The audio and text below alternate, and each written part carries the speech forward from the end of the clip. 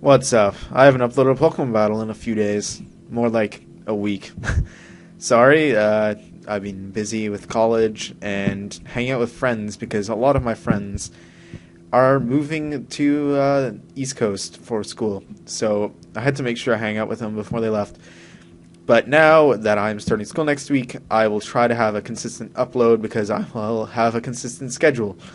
And yeah, today I got a battle against Frankenstein Joe. It's another RU battle, and this is actually a very good team I made. It is actually a team for a tournament. You can copy it if you want, just don't use it in tournament against me. But it features a Rain Dance, Kabutops, and a Hurricane Moltres. So even if the rain's up, the Moltres still benefits from it, which is great. And yeah, let's get to the battle.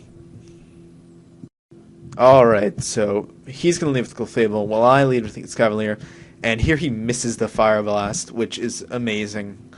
And this shows me that he's the offensive Clefable, which is a really weird Pokemon to lead with, because you don't lead with offensive Clefable. It just doesn't make any sense. But I can switch to my Lantern. He predicts I go for a Grass Knot. It doesn't do like anything. If he predicted that, he should have gone for the Double Edge, but he goes for a Grass Knot, and now I'm going to get the Clefable paralyzed and be able to Volt Switch into my Escavalier and take that Double Edge with ease. And considering how slow Escavalier is, I was wondering whether it would outspeed the Clefable, but it does, luckily. And now he's going to bring into Rhydon. I don't want to take a Fire Punch or an Earthquake, so I'm just going to switch into Pythagoras, and he's going to go for an Earthquake here. Shows how much damage it does. Freaking Rhydon does so much, and they're going to get a burn on it, which is great. This team focuses a lot on status, so a lot of my late game Pokemon can sweep, such as Kabutops and Lilliant. So now I got the burn on the Rhydon. It's not going to be doing much for me. I thought here he would switch out, but he decides to stay in. So I'm just going to hit him with a Shadow Ball. It gets a crit, which personally it just speeds up the process. I was going to kill it in a few turns anyway. And he's going to go for another Stone Edge here. It's only doing 18% because he's burned. And now I'm going to kill him off with the Shadow Ball. And now he's going to bring in his Manectric, I think. No, you see. And here I was fearing the trick, but I did not want to get my... I didn't want to have anything in my team paralyzed, which he actually goes for Thunder Wave, which is great because now I'm going to be able to get a Will-O-Wisp on this and get a Pain Split back up to 95%. So now he's at 62, and I know he's going to go for Reflect, so I can switch into Lantern, and if he goes for a Thunder Wave, then Lantern will get some health back. So now, seeing that I know that the screen set carries Memento and not Psychic, so I know I'm safe to bring in Lantern, and he goes for Memento while he goes into his Scyther, which is bad idea because I still have Pythagoras.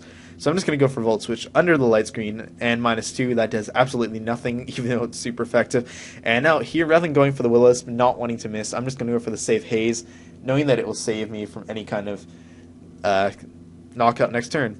So now here I'm going to go for Pain Split, and he goes into his Manectric, so I'm looking at 72%. Well, he's at 81, and here he goes for the Switcheroo. Yes, he goes for Switcheroo, and he gives me the Choice Scarf. And the funny thing is here that he still outspeeds me without the Scarf. And now this is even more interesting.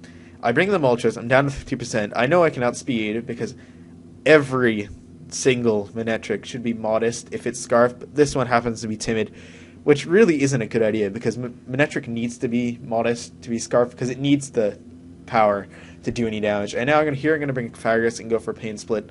Well, he just double switches back into his Manectric, and I think he goes for the Volt Switch here, and that's great because I'm going to get a burn on his Scyther right here. And now I know that this Scyther only packs probably the Sword Stance, Roost, and Aerial Ace and Bug Bite, so I can switch my Kabutops here, easily take an Aerial Ace or a Bug Bite, and that's a crit. That does nothing to me.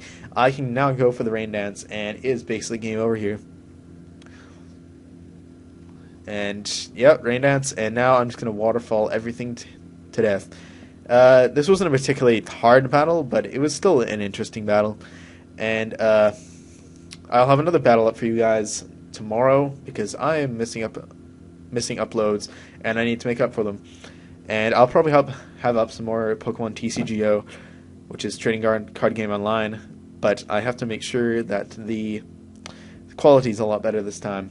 Thanks for watching, guys. See you later.